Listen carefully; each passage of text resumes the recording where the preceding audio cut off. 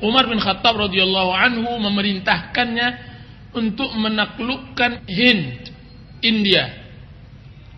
Dan disebutkan bahwa India waktu itu adalah Basrah. Dan Khalid dalam posisi tidak suka, yaitu dia tidak suka diperintahkan oleh Umar untuk menaklukkan India, yaitu Basrah. Di tengah perjalanan seseorang bertanya kepada Khalid,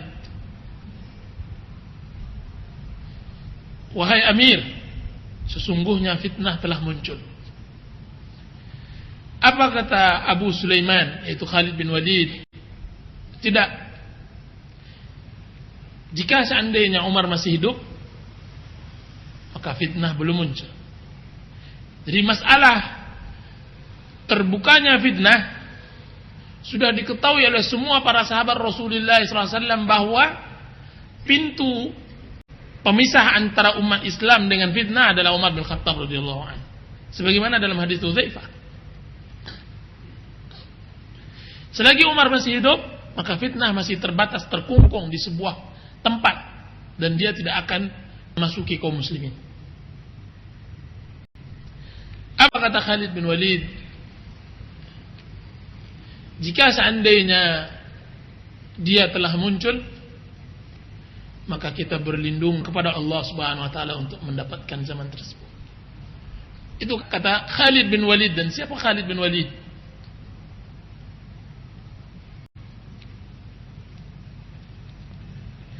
Dan saya banyak sekali mendapatkan riwayat-riwayat yang mana para sahabat Rasulullah SAW sering kali menangis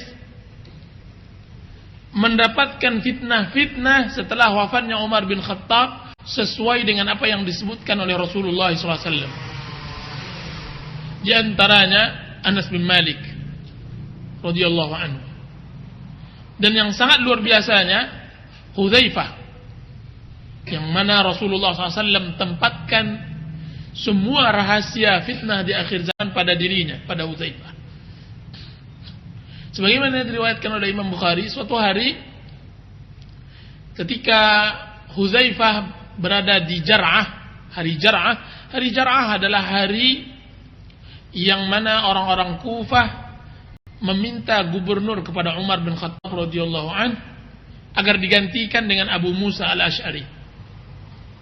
Dan mereka waktu itu perjalanan dari Makkah ke Kufah, daerah yang namanya Jar'ah. Apa kata Hudzaifah radhiyallahu anhu kepada kawannya, kepada seseorang yang bersamanya? Di sini akan terjadi pertumpahan darah. Apa kata kawannya? Demi Allah tidak akan terjadi. Apa kata Hudzaifah? Di sini akan terjadi pertumpahan darah. Apakah orang tadi? Demi Allah tidak akan terjadi. Dia menginginkan optimis supaya jangan terjadi. Apa kata Hudzaifah? Celaka kamu. Sesungguhnya pasti di sini akan terjadi pertumpahan darah. Karena saya mendengar langsung dari Rasulullah sallallahu alaihi wasallam. Ala kulli hal, kesimpulannya bahwa fitnah di akhir zaman adalah fitnah yang telah dilukiskan oleh Rasulullah SAW kepada para sahabatnya. Lupalah yang lupa dan ingatlah yang ingat. Apa kata Hudzaifah radhiyallahu anhu? Seringkali saya mendapatkan kejadian, baru saya teringat akan sabda Rasulullah SAW. Seakan-akan saya pernah bertemu dengan seseorang, kemudian setelah. Dan di antara hadis yang paling banyak saya lihat yang disebutkan oleh para ulama kita di dalam hadis-hadis fitan adalah hadis banyaknya kezaliman para umara, banyaknya kezaliman di akhir zaman yang dilakukan oleh para penguasa terhadap rakyatnya. Bahkan hadisnya sudah mencapai pada tingkat mutawatir. Kan tapi yang sangat luar biasa, hilangnya pemahaman masyarakat akan wasiat Rasulullah SAW untuk bersabar, untuk tidak menentang kezaliman dengan kezaliman yang serupa. Masyarakat lebih suka menentang kezaliman dengan perlakuan kezaliman yang sama. sehingga mereka jauh dari petunjuk Rasulullah SAW. Dan Rasulullah SAW sering menyatakan, isbiru, bersabarlah kalian, hatta talqauni alal haud, sampai kalian bertemu saya di telaga Kautsar.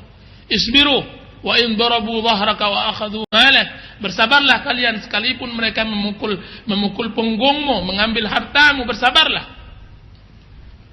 Kan tapi jika seandainya kita ceritakan pada orang-orang pada zaman sekarang, nyaris mereka mungkin terkejut karena mereka tidak pernah mendengar bagaimana petunjuk Rasulullah SAW di akhir zaman seperti ini. Ini juga yang dilakukan oleh ulama-ulama yang menjadi qudwah, panutan oleh kita. Lihat apa yang diucapkan oleh Imam Ahmad rahimahullahu ta'ala pada zaman Wathiq. Dari apa yang didapatkan oleh Imam Ahmad dari lecutan, pecutan, dari siksaan, dari penjara dan semacamnya, dari dua khalifah sebelumnya, yaitu Mu'tasim dan Ma'mun. Kemudian sampailah pada zaman Wathiq, orang-orang berkumpul mendatangi rumah Imam Ahmad, kemudian menginginkan Imam Ahmad mengajak masyarakat untuk menentang semua kemaksiatan yang diberlakukan oleh khalifah waktu itu, yaitu Wathiq. Saya nukilkan, mudah-mudahan ada faedahnya bagi kita. Berkata Hanbal bin Ishaq bin Hanbal, ketika Wathiq menampakkan perkataan khalqul Quran, yaitu Al-Quran adalah makhluk, kemudian dia memukul dan memenjara masyarakat di sana, datanglah sekelompok orang kepada Abu Abdillah. Abu Abdillah siapa? Imam Ahmad. Yang mana sekelompok orang tersebut diantaranya ulama-ulama besar Baghdad. Di dalam mereka ada Bakar bin Abdullah, Ibrahim ibn Ali al-Matbakhi, Fadl bin Asim, dan yang lainnya. Kemudian mereka mendatangi Imam Ahmad dan minta izin untuk masuk ke rumahnya. Dan berkata Hanbal, yaitu yang meriwayatkan hadis, kemudian aku minta izin kepada Imam Ahmad agar mereka diizinkan. Maka Imam mengizinkannya, yaitu Imam Ahmad. Mereka berkata kepada Imam Ahmad, ya Aba Abdillah, wahai Abu Abdillah, sesungguhnya permasalahan sudah menyebar dan permasalahan sudah menjadi berat, dan laki-laki ini, yaitu Wathiq, telah berbuat dan telah berbuat, telah menampakkan kemaksiatan dan telah menampakkan kemaksiatan. Dan kami takut jika seandainya dia leluasa berbuat maksiat lagi. Dan kemudian mereka menyebutkan bahwa penasihat Wathiq, yaitu yaitu Ahmad bin Abi Du'ad, telah memerintahkan semua guru-guru untuk mengajarkan anak-anak agar Al-Quran adalah makhluk. Jadi sudah dibuat kurikulum baku bahwasanya Al-Quran adalah makhluk. Apa kata Imam Ahmad? Madza turidun? Apa yang kalian inginkan? Maka mereka mengatakan, kami datang kepadamu untuk bermusyawarah apa yang kami inginkan. Maka berkata Imam Ahmad, apa yang kalian inginkan? Famadza turidun? Apa kata mereka semua? Ya Imam, kami tidak rela dengan kekuasaannya dan sultannya. Kemudian Abu Abdillah, yaitu Imam Ahmad, berdialog dengan mereka sebentar. Di antara ucapannya yang saya ingat, bagaimana ara'aitum, kata Imam Ahmad, illam yabqa lakum hadzal amr, alaysa qad sirtum min dzalika ila al-makruh? Apakah kalian jika seandainya kalian tidak berbuat yaitu kalian tidak berbuat, yaitu keluar melawan pemerintahan, bukankah nantinya jika seandainya kalian melawannya akan kalian jatuh kepada sesuatu yang kalian tidak sukai? Kemudian Imam Ahmad mengatakan, alaikum bin nakirah biqulubikum, hendaklah kalian mengingkarinya dengan hati kalian. Wala takhla'u yadan min ta'ah, dan janganlah kalian mencabut baiat dan ketaatan darinya. Wala tashuqqu 'asal muslimin, dan janganlah kalian membangkang terhadap pimpinan kaum muslimin.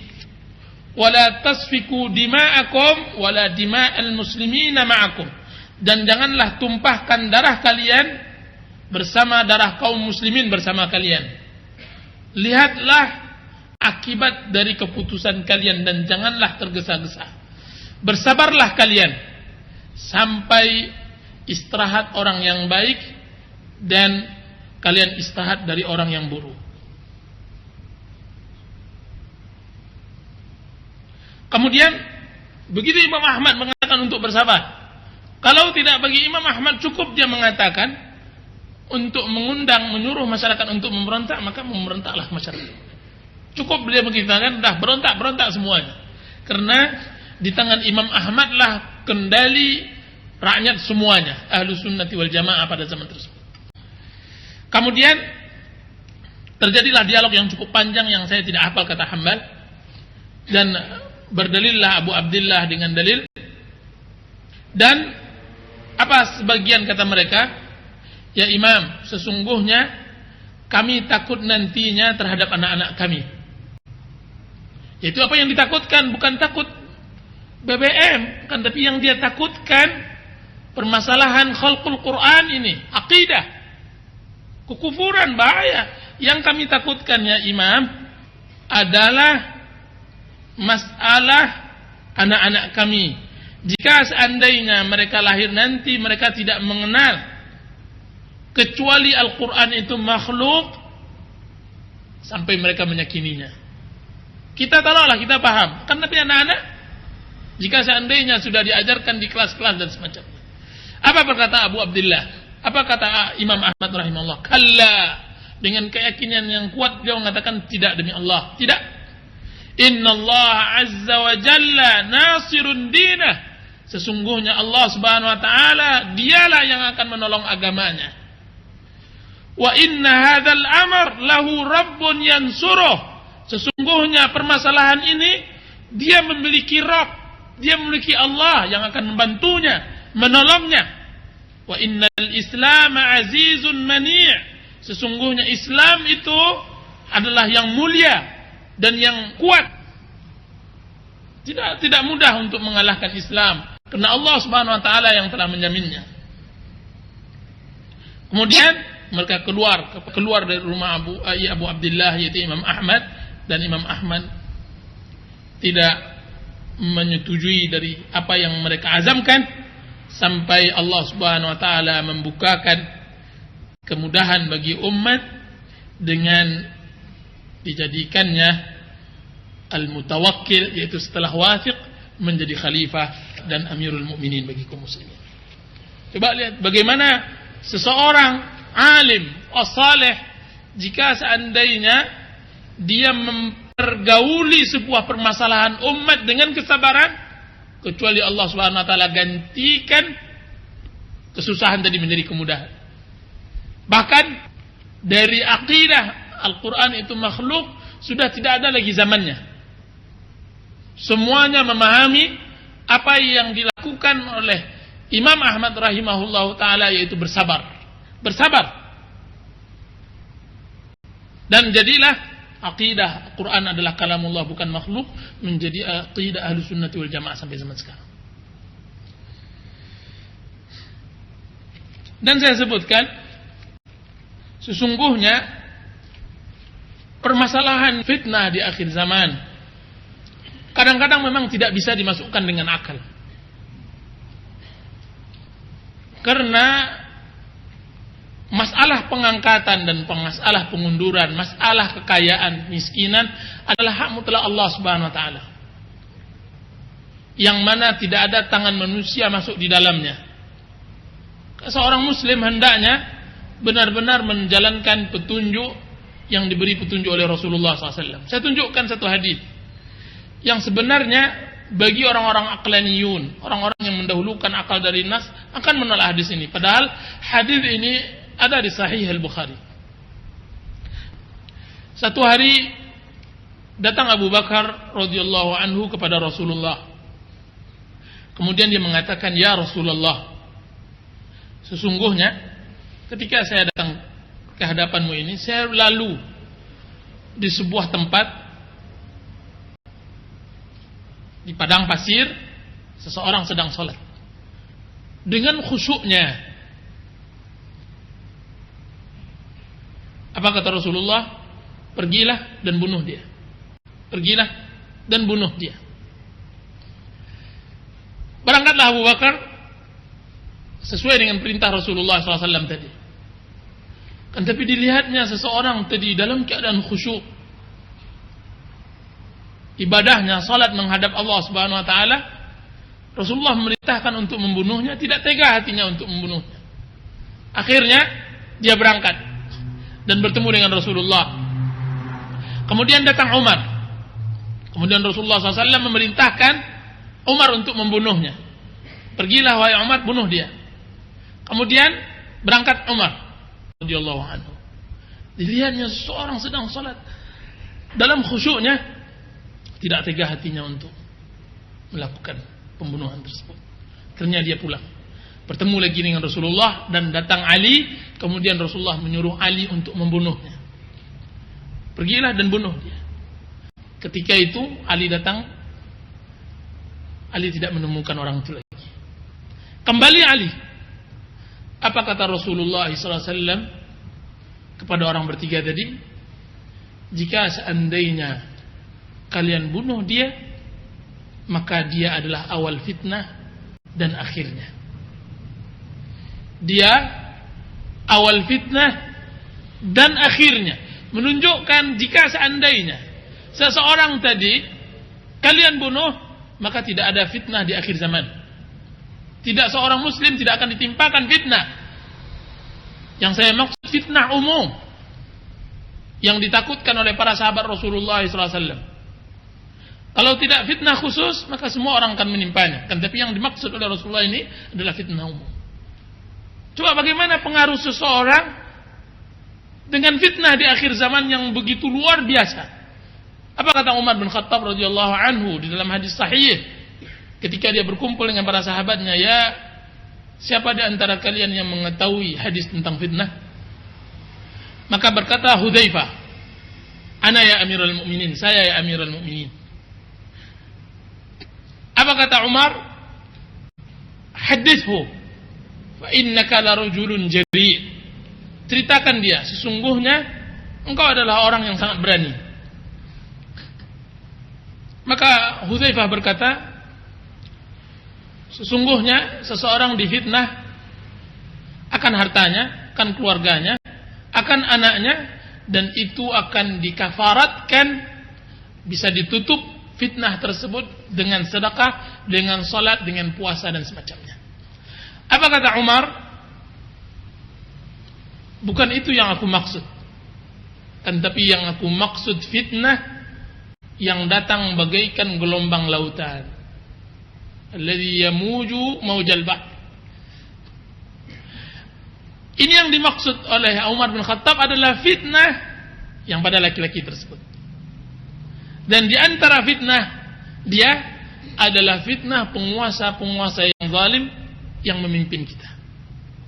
Ini adalah fitnah di akhir zaman. Yang mana Rasulullah SAW akhirnya menyebutkan bagaimana solusi menghadapi fitnah. Dan seorang muslim yang berbahagia dialah seorang muslim yang bisa menjawab fitnah sesuai dengan apa yang dituntut oleh Rasulullah dan yang dituntun oleh Rasulullah SAW. Di dalam masalah umara, di dalam masalah penguasa, seorang muslim hendaknya bersabar dan mengingkari dengan apa yang bisa dia ingkari. Makanya di dalam masalah ini pengingkaran yang diperbolehkan adalah dua. Barang siapa yang membenci perbuatan yang datang dari penguasa tersebut, maka dia telah selamat. Benci jelas dari hati. Dan barang siapa yang mengingkari, maka dia telah selamat juga. Mengingkari di sini sama halnya dengan apa yang disabdakan oleh Rasulullah SAW tentang cara mengingkari sultan. Apa kata Rasulullah SAW dalam hadis sahih? Man kanat lahu nasihatun inda di sultan fala yubdiha alaniyatan. Barang siapa yang mempunyai nasihat, yang mempunyai pengangkaran terhadap sultan, terhadap penguasa, maka hendaklah jangan dia nampakkan ke khalayak ramai. Kan tetapi hendaklah dia ambil tangan sultan, kemudian dia sampaikan pengingkarannya tersebut. Jika seandainya dia terima, maka alhamdulillah. Jika seandainya dia tolak, maka dia telah menunaikan kewajiban yang telah diwajibkan oleh Allah SWT. Tidak Allah tuntut lebih dari itu. Ini dia yang diinginkan oleh Rasulullah SAW di akhir zaman. Kan tapi yang salah adalah orang-orang yang rela dan mengikuti maksiat yang diperintahkan oleh para penguasa tersebut. Rela dia. Semua kejahatan yang dituangkan di dalam undang-undang sebuah pemerintahan dia rela. Karena kedangkalannya lah tentang agama, karena tidak tahunya tentang agama, rela dia apa yang telah diperintahkan. Maka ini yang berbahaya. Makanya Rasulullah SAW selalu menyampaikan, apakah orang-orang penguasa yang seperti ini layak kami perangi ya Rasulullah? Maka Rasulullah SAW mengatakan, la ma aqamu fikumus shalah, selagi mereka menegakkan salat, selagi mereka melakukan salat, jangan kalian perang. Dan perlu antum ketahui bahwa hadis Rasulullah SAW yang menerangkan hadis-hadis fitnah di akhir zaman, Rasulullah mengatakan di dalam hadis sahih bahwasanya waqul lisan ashaddu min waqis sayf. Hadisnya sahih. Sesungguhnya di akhir zaman ucapan yang keluar dari lisan lebih berbahaya daripada ucapan yang keluar atau pedang yang keluar dari sarungnya. Menunjukkan ini ada sangkut pautnya bahwasanya apa yang dilarang oleh Rasulullah SAW untuk memberontak terhadap pemerintah, sebenarnya yang paling berbahaya memberontak melalui lisan terhadap pemerintah. Memberontak terhadap lisan yaitu menyebutkan kemungkaran pemerintah dengan lisan di hadapan khalayak ramai, daripada kelompok-kelompok yang tidak berbicara dengan lisan akan tapi berbicara dengan senjata dan bom. Mereka teroris sebagaimana ini teroris, bahkan yang itu lebih teroris daripada ini teroris. Rasulullah SAW mengatakan waqul lisan asyaddu min waqis sayf. Sesungguhnya lisan yang membuat hati masyarakat nantinya beradu-adu kebencian, meledak-ledak, kepanikan dan semacamnya lebih berbahaya daripada apa yang dilakukan oleh para teroris-teroris tersebut. Dan ininya hendak yang diperangi. Kekacauan yang terjadi pada umat gara-gara hal ini. Makalah jadilah kita adalah seburuk-buruk makhluk Allah Subhanahu wa taala. Sebagaimana yang disabdakan oleh Rasulullah SAW, seburuk-buruk kalian adalah pemerintah melaknat kalian dan kalian melaknat pemerintah.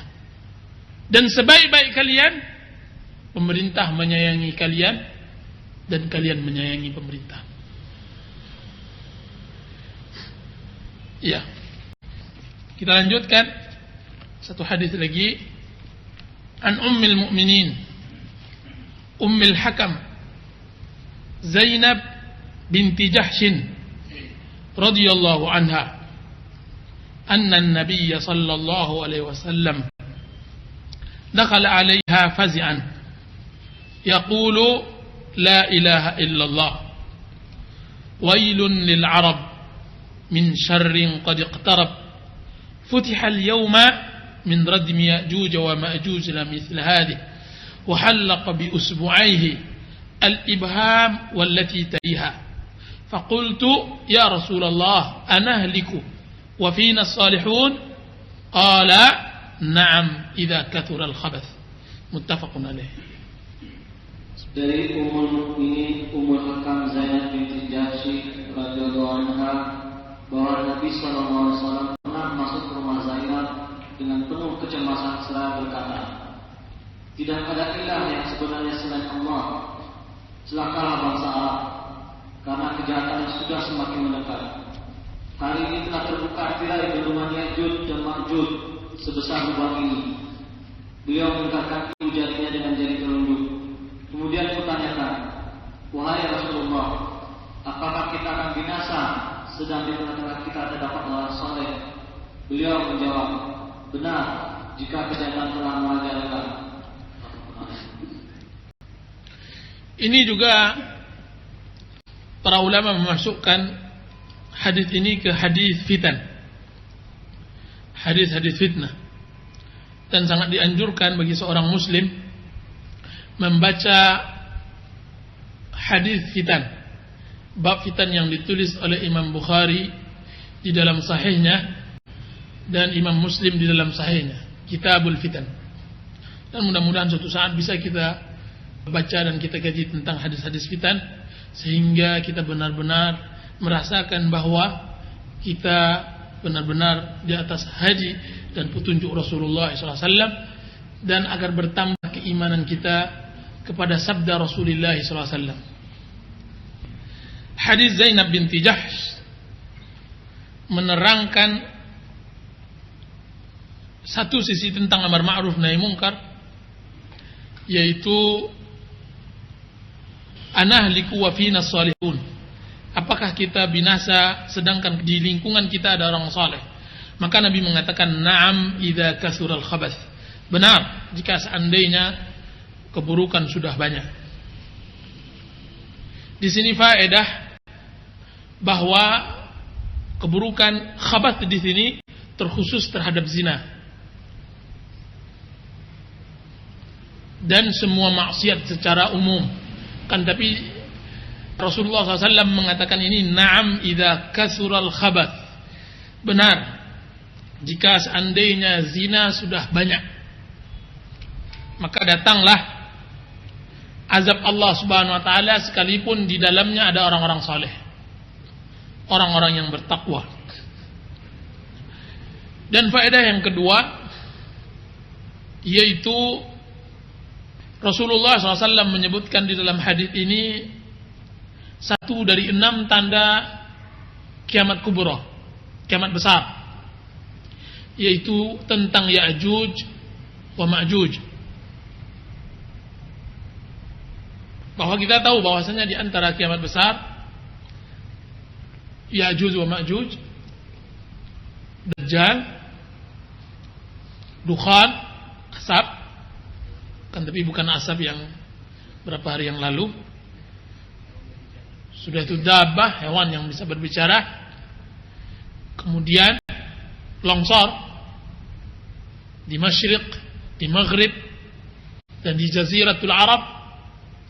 Dan yang terakhir, terbitnya matahari dari barat. Dan Ya'juj wa Ma'juj telah dinaskan di dalam Al-Quranul Karim dan juga di dalam hadis-hadis yang sahih.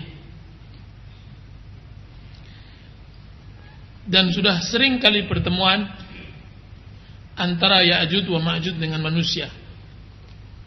Dan di dalam Al-Quran disebutkan bahwa yang membangun dam, benteng yang menghalangi Ya'juj wa Ma'juj keluar ke bumi adalah dibangun oleh Zulkarnain, dan dia bukanlah nabi, dia orang yang saleh.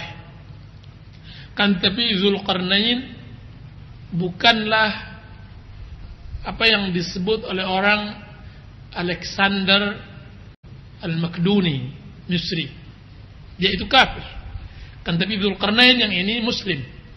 Dan Dzulqarnain yang muslim ini jauh lebih lama hidupnya daripada Alexander yang disebut oleh orang Dzulqarnain tersebut.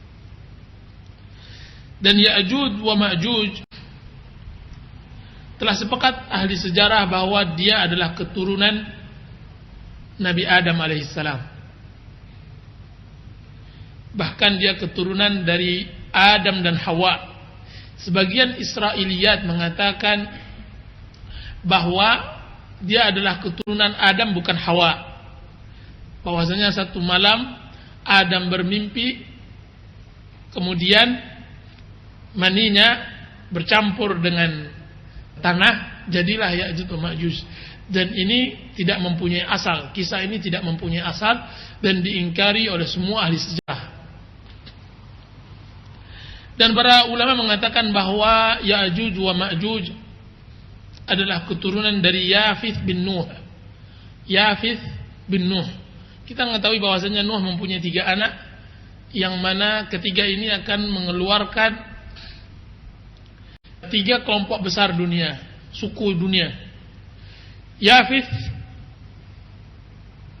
dialah anak dari Nuh yang nantinya menjadi bapak dari orang-orang Turki dan Asia. Dan Ya'juj wa Ma'juj masuk bagian ini. Dan yang satu lagi adalah keturunan Arab, dan yang satu lagi adalah keturunan Rum, Romawi, Barat dan semacamnya. Dan Ya'juj wa Ma'juj adalah keturunan Yafith bin Nuh.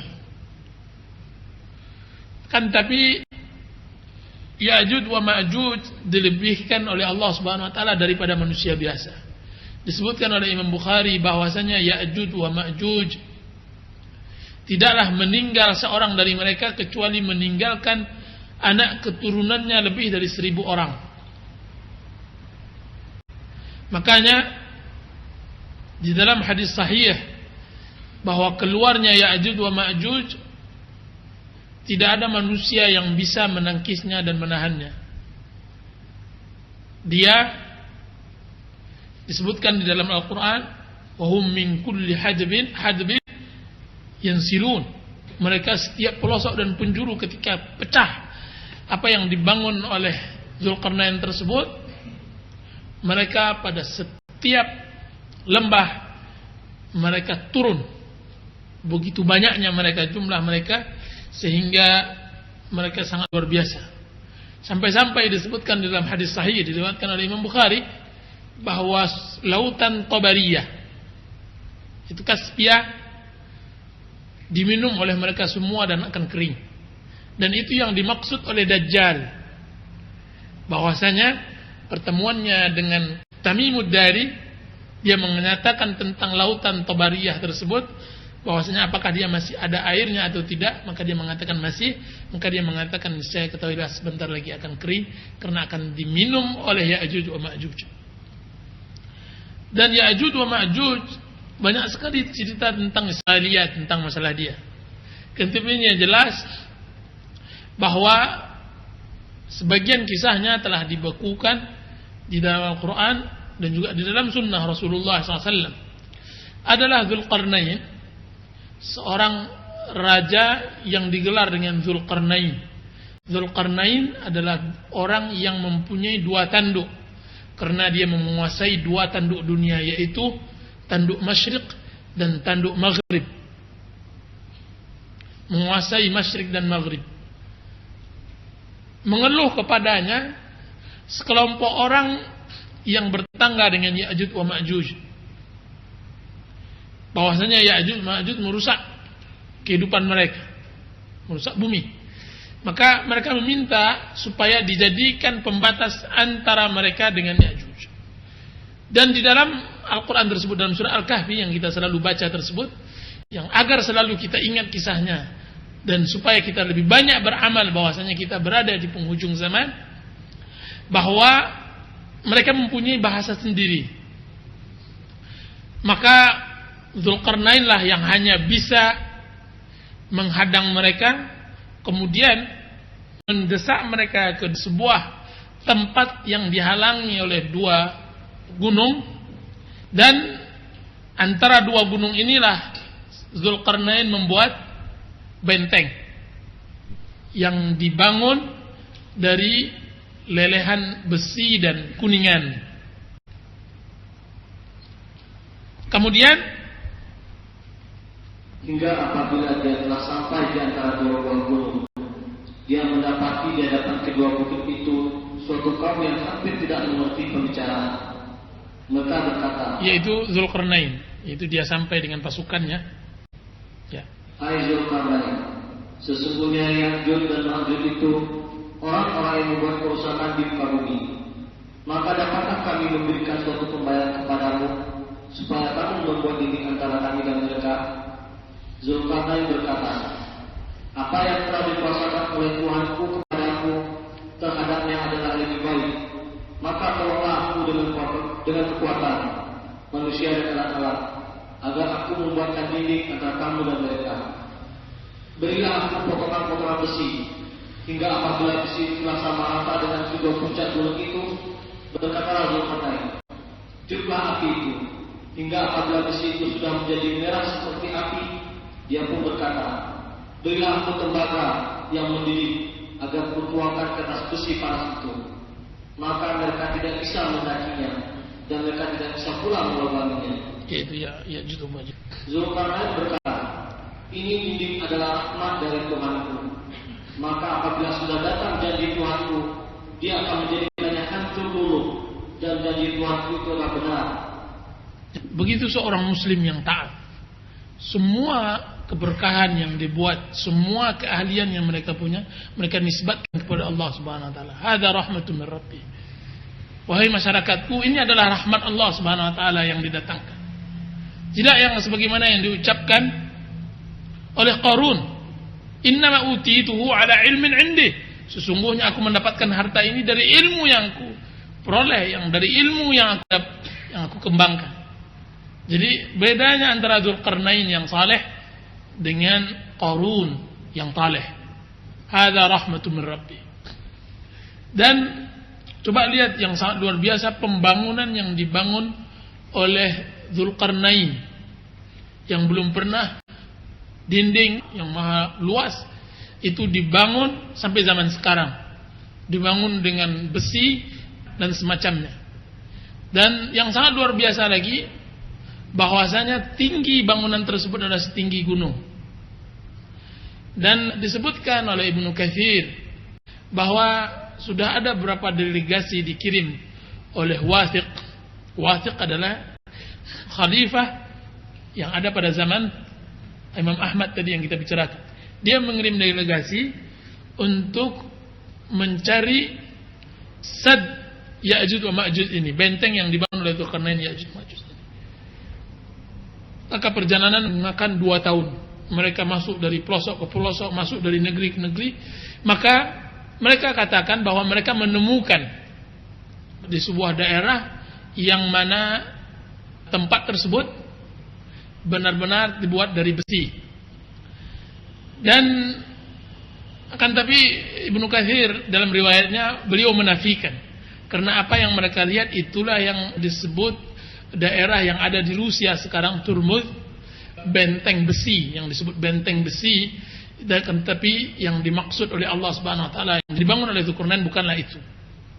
Dan itu yang juga disebut oleh beberapa orang barat, penemuan benteng tersebut, mereka juga menisbatkan kepada benteng Zulkarnain, akan tapi yang sahih bukanlah itu. Bagaimanapun dia, kita tidak dituntut oleh Allah Subhanahu wa taala nantinya apakah harus tahu tentang benteng tersebut.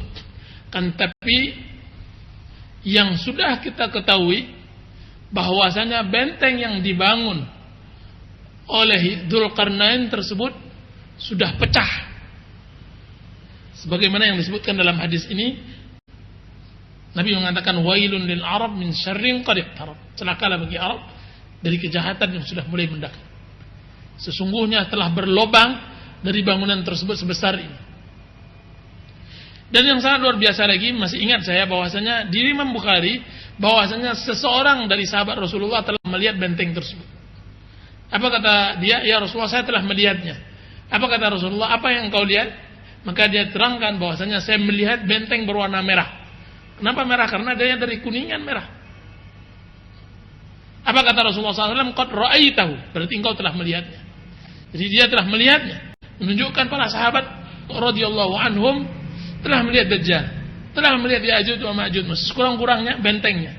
Kan tapi kenapa kita belum melihatnya? Allah Subhanahu wa taala alam, lebih mengetahui. Bisa saja Allah Subhanahu wa taala menyembunyikan sampai sesuatu Allah berkehendak sesuai dengan apa yang Allah inginkan. Nah, nantinya para ulama sepakat bahwa keluarnya Ya'juj wa Ma'juj ini setelah turunnya Nabi Isa alaihissalam. Setelah turunnya Nabi Isa. Dan tidak ada peperangan antara manusia dengan Ya'juj wa Ma'juj ini karena memang mereka sangat luar biasa. Tapi Allah Subhanahu wa taala kirimkan binatang yang membunuh mereka. Ketika itu mereka menguasai bumi. Apa kata mereka? Sekarang bumi telah kita kuasai, sekarang tinggal kita menguasai langit. Maka mereka pun semuanya memanah ke arah atas. Kemudian Allah Subhanahu wa taala sengajakan buat darah di ujung panah-panah mereka, kemudian Allah jatuhkan ke bumi. Tapi Allah Subhanahu wa taala mengirimkan burung yang membunuh mereka dalam sekejap. Kemudian ditimpakanlah bumi waktu itu dengan bangkai yang sangat luar biasa. Tidak ada satu jengkal tanah pun kecuali bangkai mereka semua. Sampai Allah Subhanahu wa taala kirimkan burung lagi untuk membersihkan, kemudian datang hujan. Itu nyaris sudah berada di akhir zaman. Yang nyaris orang muslim mudah-mudahan tidak mendapatkannya. Wallahu taala a'lam.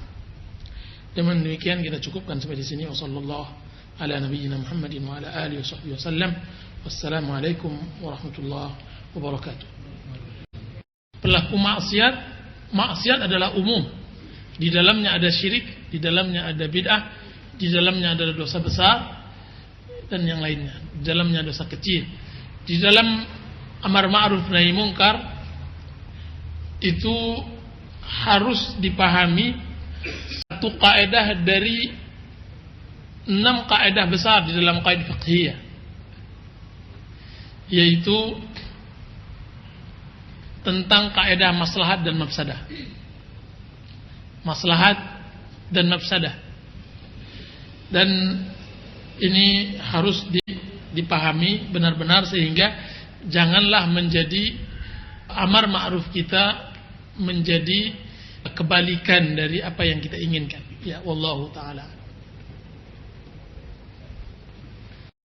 Ya, jamaah yang dimaksud di dalam hadis alaikum bil jamaah, hendaklah kalian dengan jamaah, yaitu jamaah kaum muslimin, yaitu kaum muslimin telah memberikan ketaatan kepada seseorang muslim, maka itu disebut jamaah, yang tidak boleh seseorang muslim menanggalkan ketaatan kepadanya.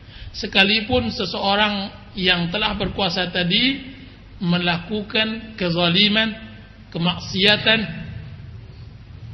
dan semuanya, selagi dia masih menganjurkan salat dan melakukan salat, tidak dibenarkan untuk memberontak terhadapnya. Itu yang disebut jamaah, ya. Dan hadis tersebut masih berlaku sampai sekarang, ya.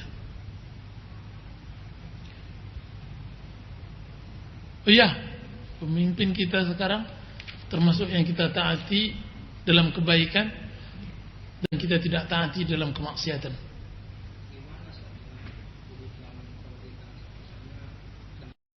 Ya, taat kepada pemerintah bukan hanya sebatas penguasa tertinggi, tetapi taat pada pemerintah juga mentaati orang-orang yang di bawahnya. Karena mentaati orang-orang yang di bawahnya sama dengan mentaati pemerintahan yang tertinggi. Dari gubernur, dari bupati, dari camat, dan yang lainnya harus ditaati. Ya Allah Ta'ala. Selagi tidak berbuat maksiat kepada Allah Subhanahu wa ta'ala. Nabi mengatakan, ya Rasulullah, apa kata mereka, sahabat, ala nuqatiluhum, apakah kita tidak memerangi ya Rasulullah? Apa kata Rasulullah? La ma aqamus salat, selagi mereka menegakkan salat. Di dalam riwayat sebelumnya Nabi mengatakan, illa an tarau kufran bawahan, tidak sampai kalian melihat kekufuran yang nyata. Hadis 186, bawahan indakum minallahi ta'ala fihi burhan, tidak sampai kalian menampak kufur yang nyata di sisi kalian dari Allah, di dalamnya ada hujjah. Berarti di sini ada 4 syarat. Pertama, antarau, kalian melihatnya, bukan mendengarnya. Tidak bisa baca koran Riau Pos, tidak bisa baca internet, lihat dengan mata, illa antarau. Dan tidak bisa satu orang, tarau, jamaah. Sebagaimana yang dikatakan oleh anak Ali bin Abi Thalib radhiyallahu anhu, Imam Hanafiyah, ketika diajak untuk memberontak ala Khawarij, dia mengatakan bahwa, ya Imam, sesungguhnya